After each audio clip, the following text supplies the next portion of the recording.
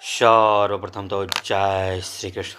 आज हम लोग जानेंगे जो कलयुग चल रहा है, तो कलयुग में किसका नाम स्मरण करने से, किसका पाठ करने से कलयुग में मोक्ष की प्राप्ति होगी, जीवन सुखमय होगा, व्यक्ति निरोगी होगा और बड़ा ही प्रसन्न होगा। तो इसके बारे में हम जानते हैं। कौन सा ऐसा ग्रंथ है जिसके स्मरण मात्र से, कौन से ऐसे देव हैं जिनका ध्यान करने मात्र से व्यक्ति के संकट दूर होंगे, वह सुखी होगा, निरोगी होगा। तो चलिए देखते हैं। बड़े ही ध्यान लगाकर आप सुनें, देखें और समझें। जो श्री राम भगवान हैं, कहा जाता है यह समस्त संसार को शरण देने वाले हैं। श्री राम के बिना दूसरी कौन सी गति है। श्री राम कलयुग के समस्त दोषों को नष्ट कर देते हैं। अतः श्री रामचंद्र जी को हम नमस्कार करते हैं, या हमें नमस्कार करना चाहिए। श्री राम काल रूपी भयंकर जो सर्प होता है, वह भी इनसे डरता है। जगत का सब कुछ भगवान श्री राम के वश में है। श्री राम में मेरी अखंड भक्ति बनी रहे। हे राम, आप ही मेरे आधार हो। चित्रकूट में निवास करने वाले भगवती लक्ष्मी अर्थात सीता के आनंद निकेतन और भक्तों को अभय देने वाले परमानंद स्वरूप भगवान श्री रामचंद्र जी को मैं नमस्कार करता हूँ। संपूर्ण जगत के अभिष्ट मनोरथों को सिद्ध करने वाले अर्थात यह सृष्टि पालन एवं संहार के द्वारा जगत की व्यवहारिक सत्ता को सिद्ध करने वाले ब्रह्मा और विष्णु महेश आदि देवता, जिनके अभिन्न अंश मात्र हैं, उन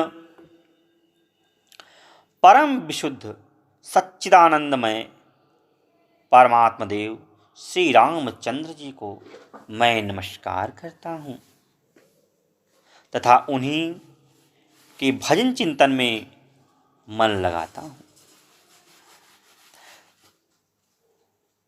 तब ऋषियों ने कहा, तो प्रश्न कर रहे हैं कि भगवान आप तो विद्वान हैं, ज्ञानी हैं, हमने जो कुछ पूछा था वह सब आपने हमें भली भांति बताया। संसार बंधन में बंधे हुए जीवों के दुख बहुत हैं। संसार में जितने प्राणी हैं, इन लोगों के कष्ट अनेक हैं, बहुत हैं। इससे कैसे मुक्ति हो। इस संसार बंधन का उच्छेद करने वाला कौन है। आपने कहा कि कलयुग में वेदोक्त मार्ग नष्ट हो जाएंगे, वेद पर चलने वाले, मानने वाले न के बराबर रह जाएंगे। अधर्म परायण पुरुषों को प्राप्त होने वाली यातनाओं का भी आपने वर्णन किया है। घोर कलयुग आने पर जब वेदोक्त मार्ग लुप्त हो जाएंगे, उस समय पाखंड फैल जाएगा। यह बात प्रसिद्ध है, लोगों के मुख से प्रायः जान पड़ती है, सुन पड़ती है। कलयुग के सभी लोग काम वेदना से पीड़ित, मतलब कैसे होंगे कलयुग में, उसको जानते हैं। थोड़ा सा ध्यान दीजिए। कलयुग में सभी लोग काम वेदना से पीड़ित, नाटे शरीर के और लोभी होंगे, लालची होंगे तथा धर्म और ईश्वर का आश्रय छोड़कर आपस में एक दूसरे पर ही निर्भर रहने वाले होंगे। प्रायः सब लोग थोड़ी आयु अर्थात कलयुग में मनुष्य की जो आयु है वह भी कम हो जाएगी, बहुत थोड़ी रहेगी और इनके पास संतान अर्थात बच्चे अधिक होंगे।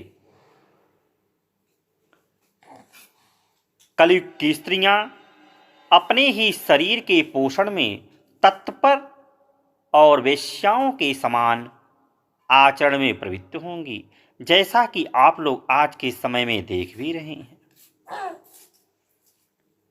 बताया गया है कि जो शरीर या मांस का लोथड़ा है, मगर स्त्री जो कैसा कहा गया, कलयुग में जो स्त्री है अपने शरीर का ही पोषण करेगी अर्थात अपनी सुंदरता के लिए अधिक से अधिक धन और संपत्ति का व्यय करेगी। और जो वेश्याएं होती हैं इनके जैसा वह आचरण करेगी, अपने शर्म को अपने लज्जा को वह त्याग देगी अर्थात उनके वस्त्र भी छोटे हो सकते हैं, उनके बोलने का ढंग उनके हंसने का ढंग वेश्याओं जैसे भी हो सकता है। वे अपने पति की आज्ञा का अनादर करके सदा दूसरों के घर जाया आया करेंगी अर्थात जो पत्नियां रहेंगी कलयुग में वह अपने पति की बातों को कम मानेंगी या फिर उनके घर से चले जाने के बाद वह दूसरों के घर जाया करेंगी आया करेंगी या अपने ही घर किसी को बुलाया करेंगी और जाया करेंगी अर्थात उनका दूसरे में मन ज़्यादा लगेगा, पर पुरुषों में मन भी ज़्यादा लगेगा। आज तो संसाधन भी फोन है, कौन किससे मिल रहा है क्या पता। दुराचारी पुरुषों से मिलने की सदैव अभिलाषा करेंगी। देखिए इसमें भी कहा गया है कि स्त्रियां अपने पुरुष के न रहने पर अन्य पुरुष से मिलने के लिए लालायित रहेंगी। संसाधन भी वैसे आ गए हैं तो कलयुग चरम सीमा पर है। आप देख रहे हैं गजट जो है फोन वह आजकल वीडियो कॉल से ही बात हो जा रहा है, दूर रह के ही लोग एक दूसरे को देख ले रहे हैं। तो रामायण में जो बातें कही गई हैं वह सत्य हो रही हैं, कितनी साल पहले भविष्यवाणी हुई थी जो आज दिख रही हैं। यह कलयुग की ही निशानियां हैं। आगे देखते हैं, उत्तम कुल की स्त्रियां भी पर पुरुषों के निकट ओझी बात करने वाली होंगी, कठोर और असत्य बोलेंगी तथा शरीर को शुद्ध और सुसंकृत बनाए रखने के सद्गुणों से वंचित होंगी। जो अच्छे खानदान की स्त्रियां होंगी वह भी दूसरे पुरुषों के पास जाने के लिए लालायित रहेंगी। उनके अंदर कोई भी सद्गुण नहीं रहेगा। कलयुग में अधिकांश स्त्रियां वाचाल अर्थात व्यर्थ बकवास करने वाली होंगी, जिसका कोई अर्थ ही नहीं है। उस पर चर्चा करेंगी, उस पर बात करेंगी और हंसेंगी। भिक्षा से जीवन निर्वाह करने वाले सन्यासी भी मित्र आदि के स्नेह संबंध में बधे रहने वाले होंगे। इस समय सन्यासियों को भी पूर्ण सन्यासी आप नहीं समझ सकते। वे भोजन के लिए चिंतित होने के कारण लोभवश शिष्यों का संग्रह करेंगे। स्त्रियां दोनों हाथों से सिर खुजलाती हुई गृहपति की आज्ञा का जानबूझकर उल्लंघन करेंगे। कलयुग में बताया गया है कि जो अपने आप को यह कहते हैं मैं सन्यासी हूं, परम ज्ञानी तपस्वी हूं, वह भी कलयुग में अपने पेट भरने के लिए, भोजन के लिए या फिर जो सामान्य भौतिकता है उसे पाने के लिए चिंतित रहेंगे। उनका लालच रहेगा कि अधिक से अधिक मेरे पास भी संपत्ति रहे। एक सन्यासी को संपत्ति कोई ज़रूरत नहीं होती है, लेकिन कलयुग में एक सन्यासी भी संपत्ति रखना चाहेगा, और इसके लिए क्या करेगा? वो अधिक से अधिक अपने शिष्य बनाएगा, और वह शिष्य ही उनका यह प्रबंध करेंगे, उनका प्रचार करेंगे, जिससे लोग बाबा की शरण में आएंगे और दान दक्षिणा करेंगे और बाबा की संपत्ति बढ़ती जाएगी। ये कलयुग के सन्यासियों का है। और जो स्त्रियां रहेंगी उनके बारे में तो कहा गया, यह गृहपति की अर्थात अपने पति की बात मानेंगे ही नहीं, जानबूझ के उल्लंघन करेंगी। जब ब्राह्मण पाखंडी लोगों के साथ रहकर पाखंडपूर्ण बातें करने लगे, तब जानना चाहिए कि कलयुग खूब बढ़ गया है। अब तो आप समझ गए होंगे कि कलयुग किस स्तर पर है। कहा गया कि ब्राह्मण भी पाखंडी लोगों के साथ रहकर पाखंडपूर्ण बातें करेगा। वह अपनी ज्योतिषी वाली बातें, उनकी जुबान की जो बातें कही जाती थी कि ब्राह्मण जो कहता है सत्य हो जाता है, वह भी नहीं रह जाएगा, क्योंकि पाखंड रहेगा, सत्यता रहेगी नहीं, शुद्धता रहेगी नहीं, तो जुबान में वो ताकत कहाँ से आएगी, मंत्र में वो ताकत कहाँ से आएगी? सब खत्म हो जाएगा। तब आप समझ जाइएगा कि कलयुग आ चुका है, कितने चरम पर है। ब्राह्मण इस प्रकार घोर कलयुग आने पर सदा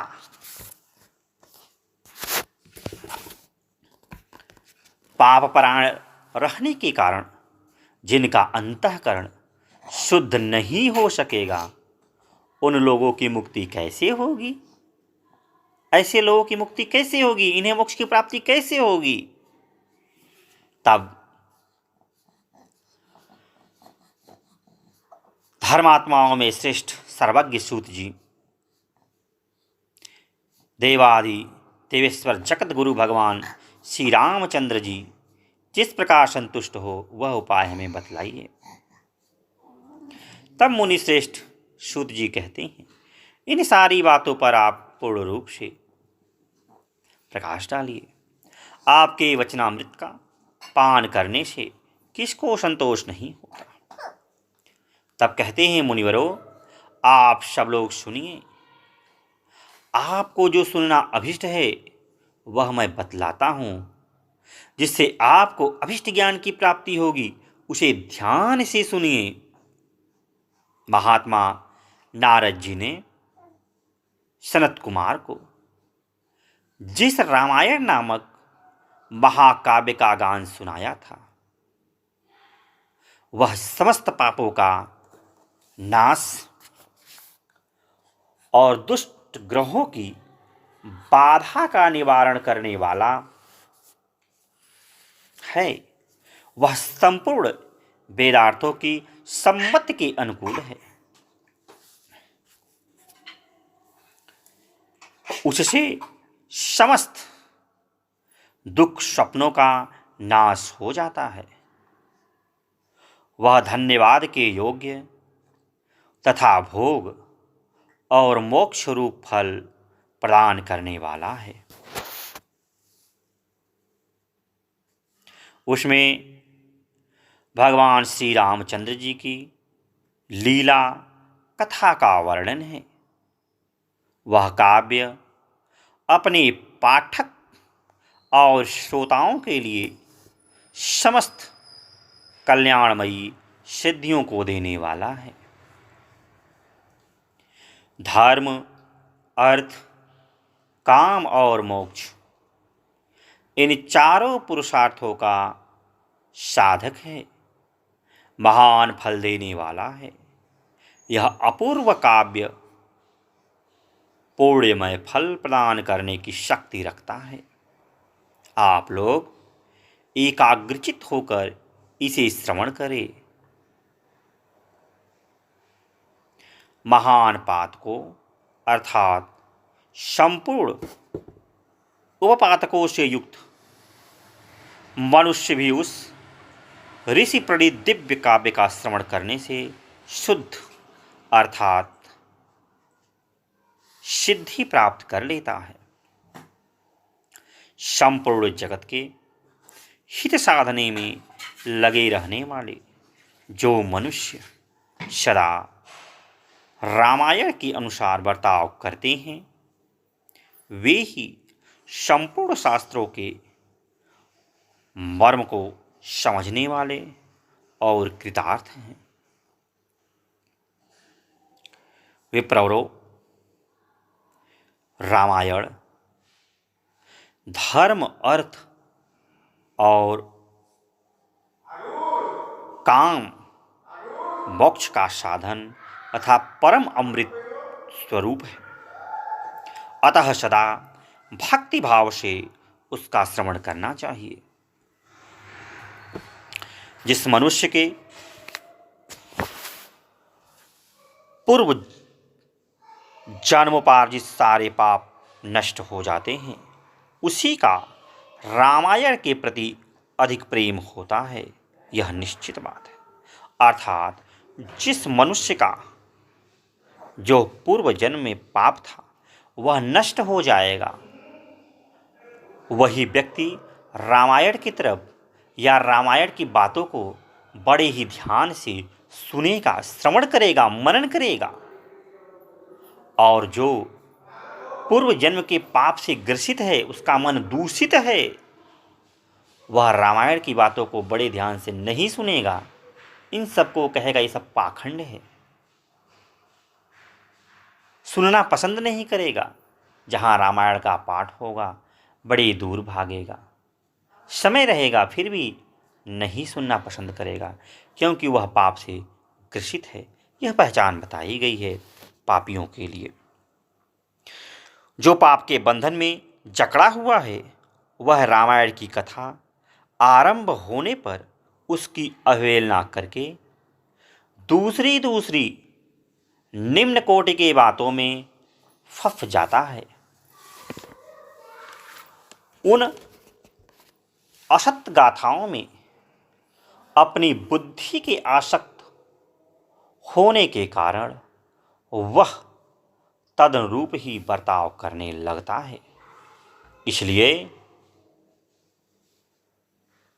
द्विजेंद्रगढ़, आप लोग रामायण नामक परम पुण्यदायक उत्तम काव्य का श्रवण करें,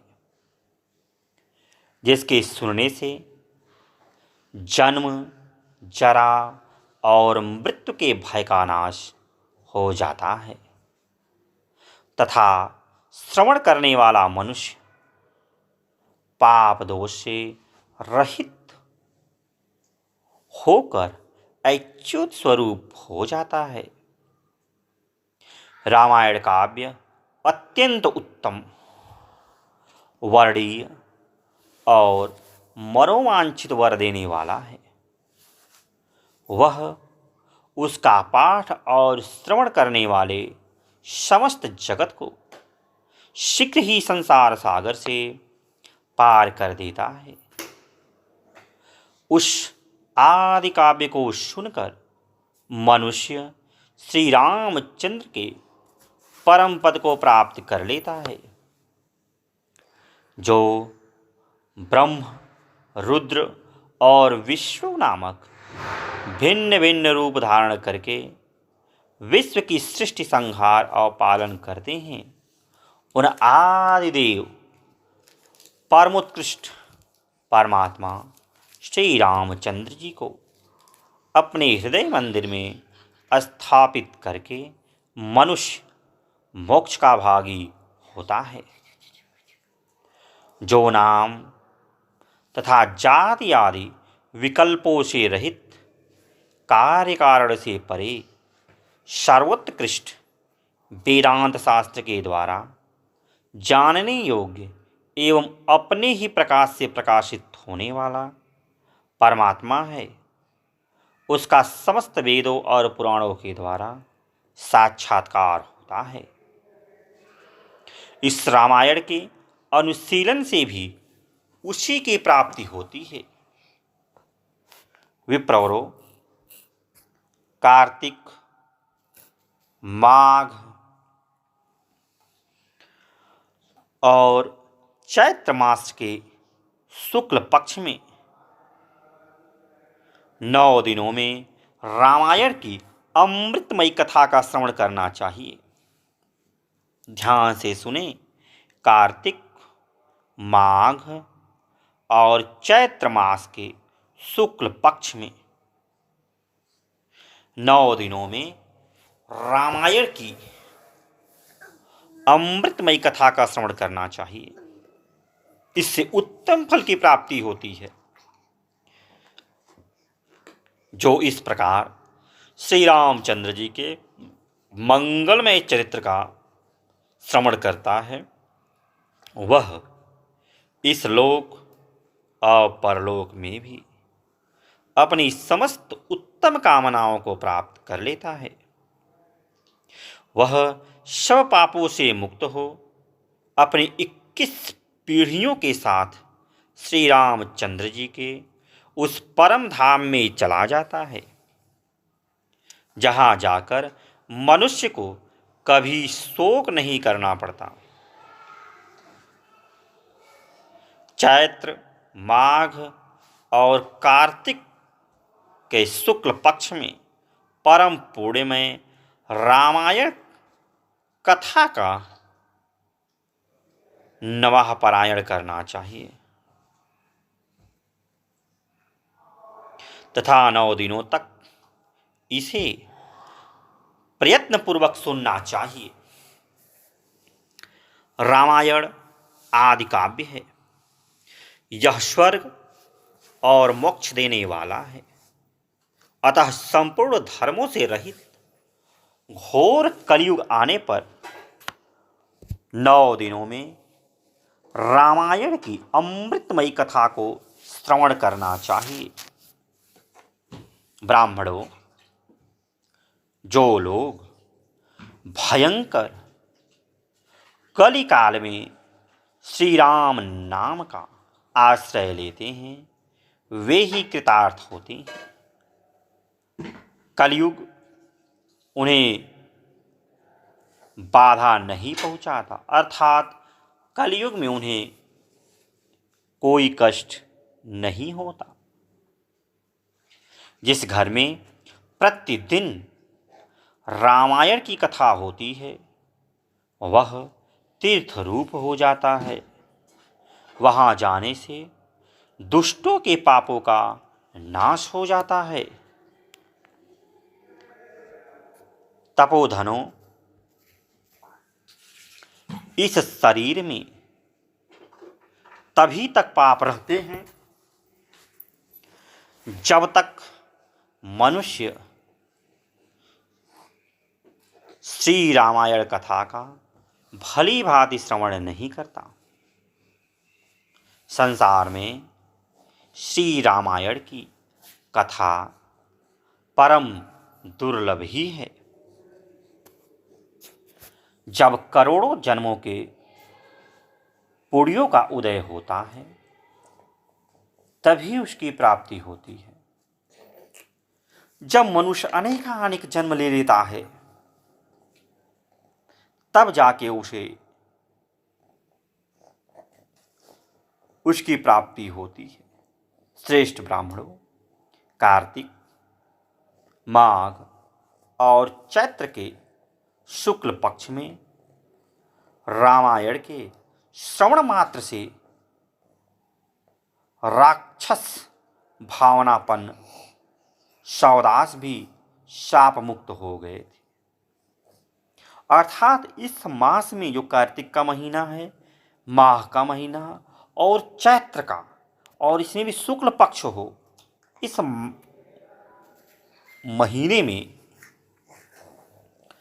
जब रामायण के पाठों को सुना जाता है, तब सौदास भी शाप मुक्त हो गए थे। तो आप क्यों नहीं मुक्त हो सकते हैं?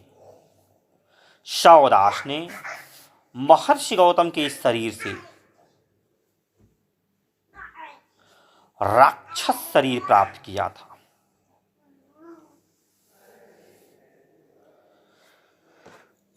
वे रामायण के प्रभाव से ही पुनः उस शाप से छुटकारा पा सके थे। एक कहानी है जिसमें सौदास एक और राजा थे, जो कि राक्षस का शरीर पाली थे, उन्हीं के बारे में बताया गया है। तो वह भी जो साप से मुक्त हुए थे, वह यही है रामायण। इसी पवित्र ग्रंथ का वो, या इसी पवित्र ग्रंथ के प्रभाव से ही उन्हें मुक्ति मिली थी। जो पुरुष श्री रामचंद्र जी की भक्ति का आश्रय ले प्रेम पूर्वक इस कथा का श्रवण करता है, वह बड़े बड़े पापों तथा पातक आदि से मुक्त हो जाता है। आगे पुनः ऋषियों ने पूछा, महामुने, देवर्षि नारद मुनि ने सनत कुमार जी से रामायण संबंधी संपूर्ण धर्मों का किस प्रकार वर्णन किया था? उन दोनों ब्रह्मवादी महात्माओं का किस क्षेत्र में मिलन हुआ था? तात, वे दोनों कहाँ ठहरे थे? नारद जी ने उनसे जो कुछ कहा था, वह सब आप हम लोगों को बताइए। तब सूत जी कहते हैं, मुनियोरो, सनक आदि महात्मा भगवान ब्रह्मा जी के पुत्र माने गए हैं। उनमें ममता और अहंकार का तो नाम भी नहीं है। वे सब के सब नैष्टिक ब्रह्मचारी हैं। मैं आप लोगों से उनके नाम बताता हूँ, सुनिए। सनक, सनंद, सनत कुमार और सनातन, ये चारों सनक आदि माने गए हैं। वे भगवान विष्णु के भक्त और महात्मा हैं। सदा ब्रह्मा के चिंतन में लगे रहते हैं। बड़े सत्यवादी हैं। सहस्त्रों सूर्य के समान तेजस्वी एवं मोक्ष के अभिलाषी हैं। एक दिन वे महातेजस्वी ब्रह्मपुत्र सनक आदि ब्रह्मा जी की सभा देखने के लिए मेरु पर्वत के शिखर पर गए। वहां भगवान विष्णु के चरणों से प्रकट हुई परम पुण्यमयी गंगा नदी, जिन्हें सीता भी कहते हैं, बह रही थी। उनका दर्शन करके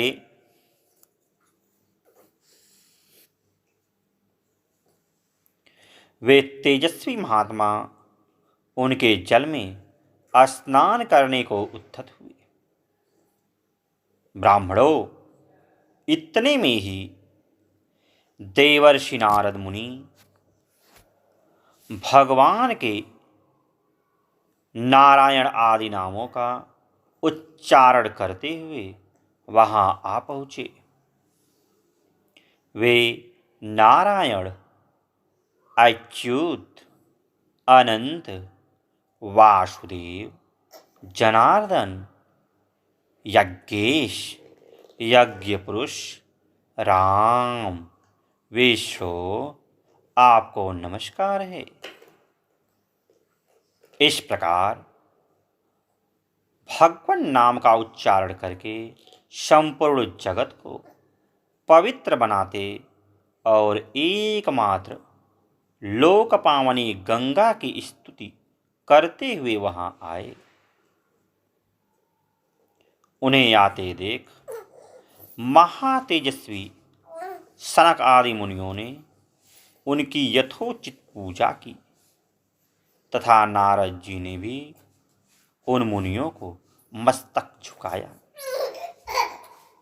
तदनंतर वहां मुनियों की सभा में सनत कुमार जी ने भगवान नारायण के परम भक्त मुनिवर नारद से इस प्रकार कहा। सनत कुमार बोले,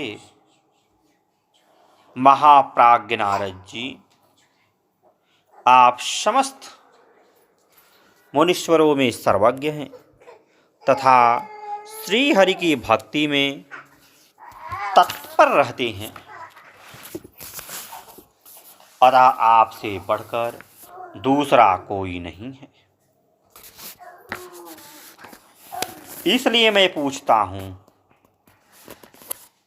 जिनसे समस्त चराचर जगत की उत्पत्ति हुई तथा ये गंगा जी जिनके चरणों से प्रकट हुई है, उन श्री हरि के स्वरूप का ज्ञान कैसे होता है? यदि आपकी हम लोगों पर कृपा हो तो हमारे इस प्रश्न का यथार्थ रूप से विवेचन कीजिए। तब नारद जी ने कहा, जो पर से भी परतर है, उन परम देव श्री राम को नमस्कार है, जिनका निवास स्थान अर्थात परम धाम उत्कृष्ट से भी उत्कृष्ट है तथा जो सगुण और निर्गुण है, उन श्री राम को मेरा नमस्कार है। ज्ञान अज्ञान, धर्म अधर्म तथा विद्या और अविद्या, ये सब जिनके अपने ही स्वरूप हैं तथा जो सबके आत्मरूप हैं, उन आप परमेश्वर को नमस्कार है, जो दैत्यों का विनाश और नरक का अंत करने वाले, जो अपने हाथ के संकेत मात्र से अथवा अपनी भुजाओं के बल से धर्म की रक्षा करते हैं, पृथ्वी के भार का विनाश, जिनका मनोरंजन मात्र है और जो उस मनोरंजन की सदा अभिलाषा रखते हैं, उन रघुकुल दीप श्री राम देव को मैं नमस्कार करता हूँ, जो एक होकर भी चार स्वरूपों में अवतीर्ण होते हैं, जिन्होंने वानरों के साथ लेकर राक्षस सेना का संहार किया है, उन दशरथ नंदन श्री रामचंद्र जी का मैं भजन करता हूँ। भगवान श्री राम के ऐसे ऐसे अनेक चरित्र हैं, जिनके नाम करोड़ों वर्षों में भी नहीं गिनाए जा सकते, जिनके नाम की महिमा का मनु और मुनीश्वर भी पार नहीं पा सकते, वहां मेरे जैसे शूद्र जीव की पहुंच कैसे हो सकती है? जिनके नाम के स्मरण मात्र से बड़े बड़े पात की भी पावन बन जाते हैं, उन परमात्मा का स्तवन मेरे जैसा तुच्छ बुद्धि वाला प्राणी कैसे कर सकता है? जो द्विज घोर कलयुग में रामायण कथा का आश्रय लेते हैं वे ही कृत्य हैं। उनके लिए तुम्हें सदा नमस्कार करना चाहिए। सनत कुमार जी, भगवान की महिमा को जानने के लिए कार्तिक, माघ और चैत्र के शुक्ल पक्ष में रामायण की अमृतमयी कथा का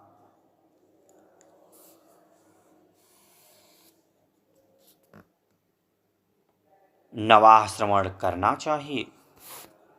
ब्राह्मण सुदामा गौतम के शाप से राक्षस शरीर को प्राप्त हो गए थे, परंतु रामायण के प्रभाव से ही उन्हें उस शाप से छुटकारा मिला था। सनत कुमार ने पूछा, मुनि श्रेष्ठ, संपूर्ण धर्मों के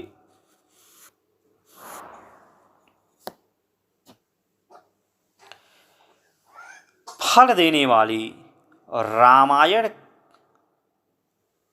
कथा का किसने वर्णन किया है? शवदास को गौतम द्वारा कैसे शाप प्राप्त हुआ?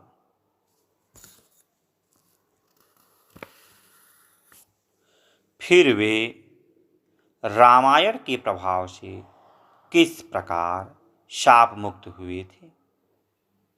मुने, यदि आपका हम लोगों पर अनुग्रह हो तो सब कुछ ठीक ठीक बताइए।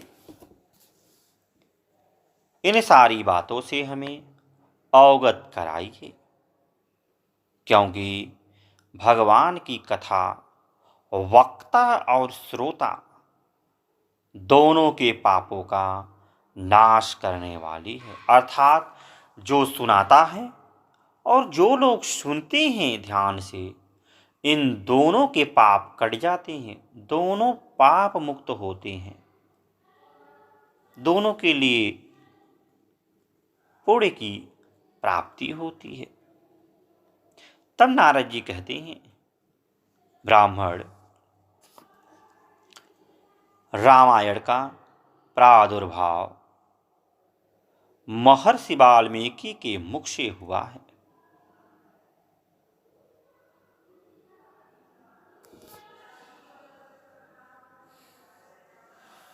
तुम उसी को श्रवण करो।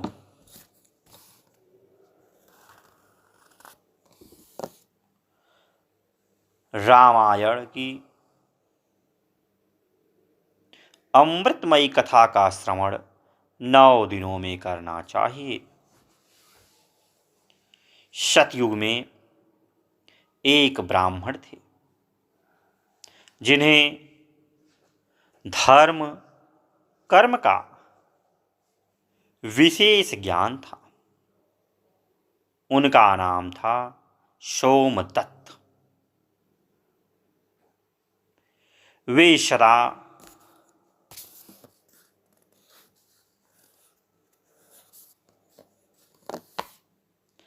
धर्म के पालन में ही तत्पर रहते थे। वे ब्राह्मण सौदास नाम से भी विख्यात थे। ब्राह्मण ने ब्रह्मवादी गौतम मुनि से गंगा जी के मनोरम तट पर संपूर्ण धर्म का उपदेश सुना था। गौतम ने पुराणों और शास्त्रों की कथाओं द्वारा उन्हें तत्व का ज्ञान कराया था। सौदास ने गौतम से उनके बताए हुए संपूर्ण धर्मों का श्रवण किया था। एक दिन की बात है, सौदास परमेश्वर शिव की आराधना में लगे हुए थे। उसी समय वहां उनके गुरु गौतम जी आ पहुंचे, परंतु सौदास ने अपने निकट आए हुए गुरु को भी उठकर प्रणाम नहीं किया। परम बुद्धिमान गौतम तेज की निधि थे। वे शिष्य के बर्ताव से रुष्ट न होकर शांत ही बने रहे। उन्हें यह जानकर प्रसन्नता हुई कि मेरा शिष्य शौदास शास्त्रोक्त कर्मों का अनुष्ठान करता है। किंतु शौदास ने जिनकी आराधना की थी वे संपूर्ण जगत के गुरु महादेव शिव गुरु की अवहेलना से होने वाले पाप को न सह सके। उन्होंने शौदास को राक्षस की योनि में जाने का शाप दे दिया। तब विनय कलाकोविद ब्राह्मण ने हाथ जोड़कर गौतम से कहा, ब्राह्मण बोलो, संपूर्ण धर्मों के ज्ञाता सर्वदर्शी सुरेश्वर भगवान, मैंने जो अपराध किया है वह सब आप क्षमा कीजिए। तब गौतम जी ने कहा, वत्स, कार्तिक मास के शुक्ल पक्ष में तुम रामायण की अमृतमयी कथा को भक्ति भाव से आदर पूर्वक श्रवण करो। इस कथा को 9 दिनों में सुनना चाहिए। ऐसा करने से यह शाप अधिक दिनों तक नहीं रहेगा, केवल 12 वर्ष तक ही रह सकेगा। ब्राह्मण ने पूछा, रामायण की कथा किसने कही है तथा उसमें किसके चरित्रों का वर्णन किया गया है? महामते, यह सब संक्षेप से बताने की कृपा करें। यो कहकर मन ही मन प्रसन्न हो शौदास ने गुरु के चरणों में प्रणाम किया। तब गौतम ऋषि कहते हैं, ब्राह्मण सुनो, रामायण काव्य का निर्माण वाल्मीकि मुनि ने किया है। जिन भगवान श्री राम ने अवतार ग्रहण करके रावण आदि राक्षसों का संहार किया और देवताओं का कार्य संवारा था, उन्हीं के चरित्र का रामायण काव्य में वर्णन है। तुम उसी का श्रवण करो। कार्तिक मास के शुक्ल पक्ष में 9वें दिन अर्थात प्रतिपदा से नवमी तक रामायण की कथा सुननी चाहिए। वह समस्त पापों का नाश करने वाली है। ऐसा कहकर पूर्ण काम गौतम ऋषि अपने आश्रम को चले गए। इधर सोमदत्त या सुदामा नामक ब्राह्मण ने दुखमग्न होकर राक्षस शरीर का आश्रय लिया। वे सदा भूख प्यास से पीड़ित तथा क्रोध के वशीभूत रहते थे।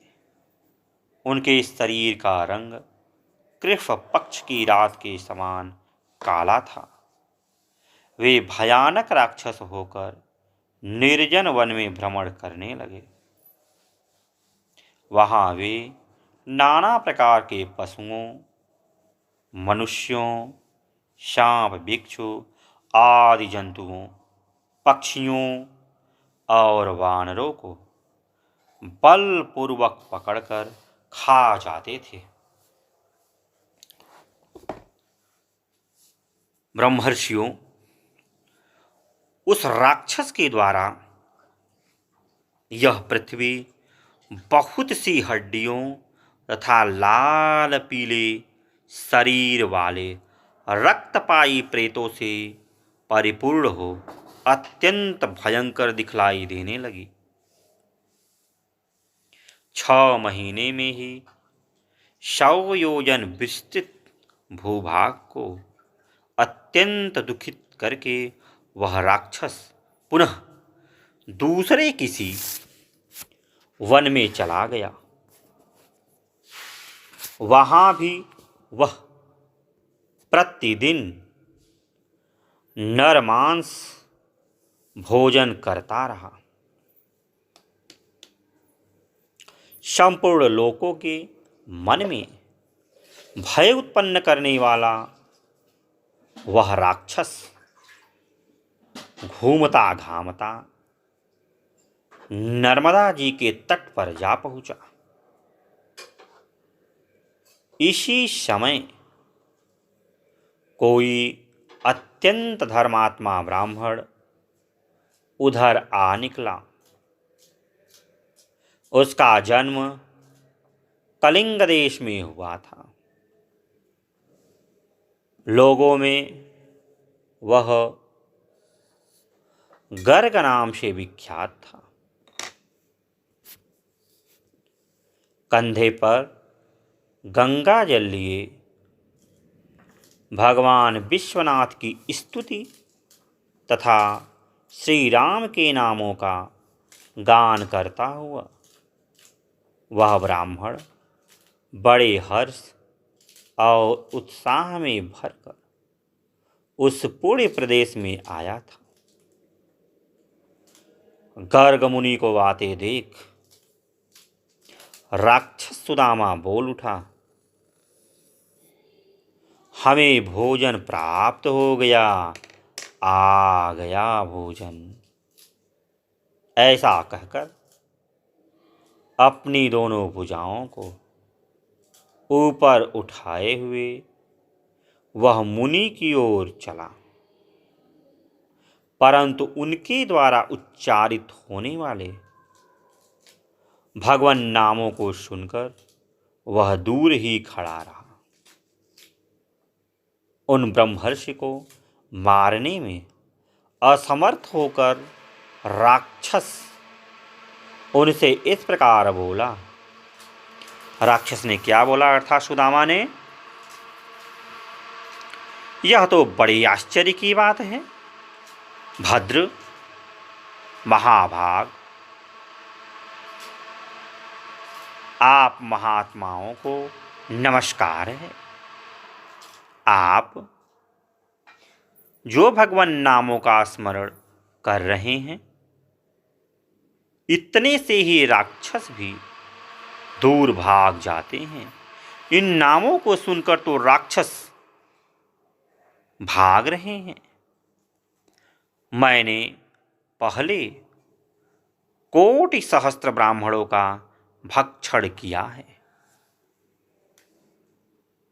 ब्राह्मण, आपके पास जो नाम रूपी कवच है वही राक्षसों के महान भय से आपकी रक्षा करता है। आपके द्वारा किए गए नाम स्मरण मात्र से हम राक्षसों को भी परम शांति प्राप्त होती है। अर्थात भगवान शंकर या फिर राम का नाम सुनने मात्र से वह राक्षस बोला कि राक्षसों को भी शांति मिलती है। सोचिए, राम नाम में और भगवान शंकर के नाम में कितनी बड़ी शक्ति है कि इंसान तो इंसान, राक्षसों को भी शांति मिलती है। राक्षस कुछ बिगाड़ नहीं पाते हैं।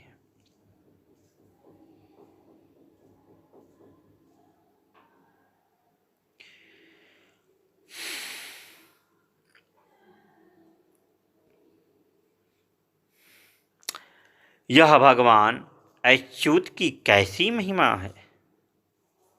महाभाग ब्राह्मण, आप श्री राम के प्रभाव से सर्वथा राग आदि दोष से रहित हो गए हैं। अतः आप मुझे इस अधम पातक से बचाइए। मुनिश्रेष्ठ, मैंने पूर्व काल में अपने गुरु की अवहेलना की थी।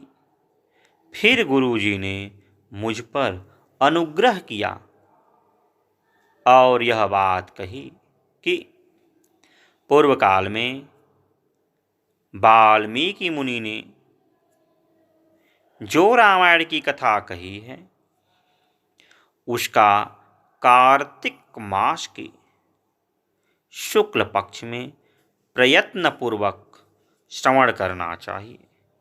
इतना कहकर गुरुदेव ने पुनः यह सुंदर एवं शुभदायक वचन कहा।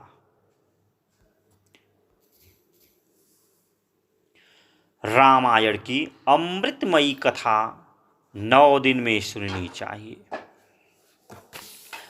रामायण की जो अमृतमय कथा है वह 9 दिनों में सुन लेनी चाहिए, शुक्ल पक्ष में। अतः संपूर्ण शास्त्रों के तत्वों को जानने वाले महाभाग ब्राह्मण, आप मुझे रामायण कथा सुनाकर इस पाप कर्म से मेरी रक्षा कीजिए। नारद जी कहते हैं,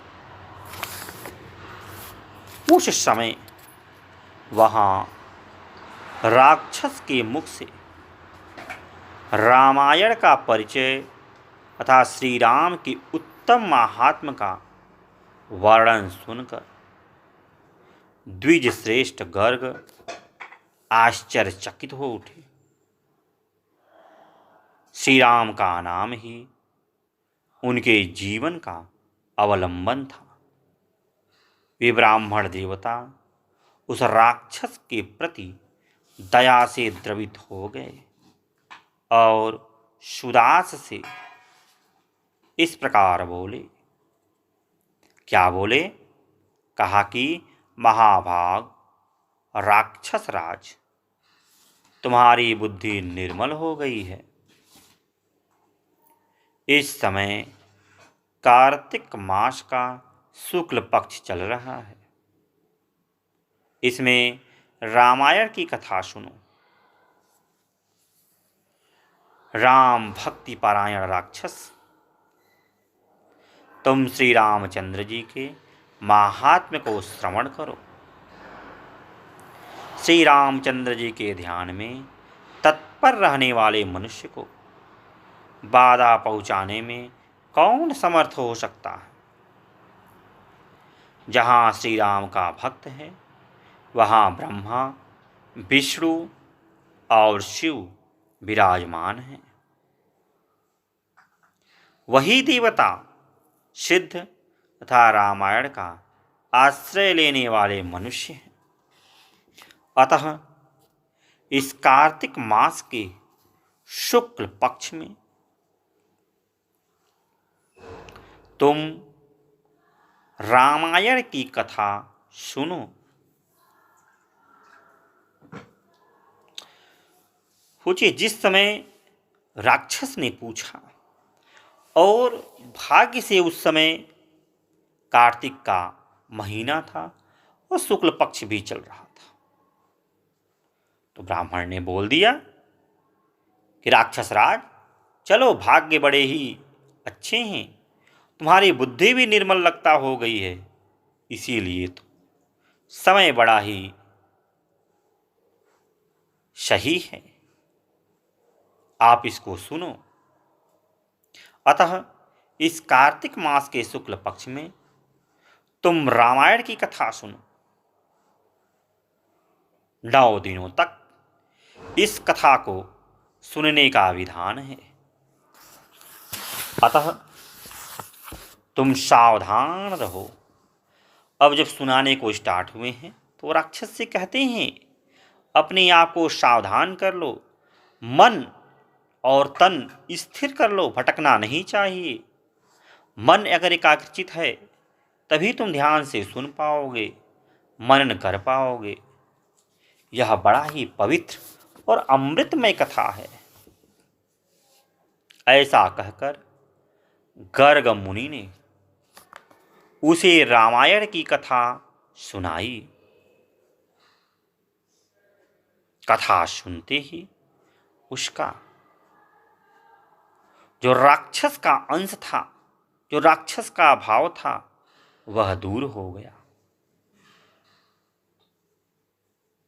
राक्षस भाव का परित्याग करके वह देवताओं के समान सुंदर, करोड़ों सूर्यों के समान तेजस्वी और भगवान नारायण के समान कांतिमान हो गया। अपनी 4 भुजाओं में शंख, चक्र, गदा और पद्म लिए वह श्री हरि के बैकुंठ धाम में चला गया। ब्राह्मण गर्ग मुनि की भूरी भूरी प्रशंसा करता हुआ वह भगवान के उत्तम धाम में जा पहुंचा। नारद जी कहते हैं, विप्रवरो, अतः आप लोग भी रामायण की अमृतमता, जो अमृतमयी कथा है, इसको सुनिए। इसके श्रवण की सदा ही महिमा है। इसको सुनने का भी महिमा है, सुनाने का भी महिमा है। किंतु कार्तिक मास में विशेष बतलाई गई है। आप हमेशा सुन सकते हो, लेकिन कार्तिक मास में इसकी विशेषता ही अमृत तुल्य है। रामायण के नाम का स्मरण करने से ही मनुष्य करोड़ों महापातकों तथा समस्त पापों से मुक्त हो परम गति को प्राप्त होता है। मनुष्य रामायण इस नाम का जब एक बार भी उच्चारण करता है, तभी वह समस्त पापों से मुक्त हो जाता है। अर्थात रामायण यह नाम भी जब वह लेता है तो वह सभी प्रकार के पापों से मुक्त हो जाता है। इसका इस प्रकार महिमा है, बखान किया गया है। जो मनुष्य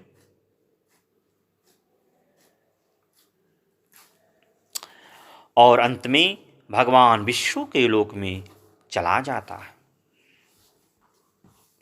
जो मनुष्य सदा भक्ति भाव से रामायण कथा को पढ़ते और सुनते हैं या फिर सुनते और सुनाते हैं, पढ़ते और पढ़ाते हैं,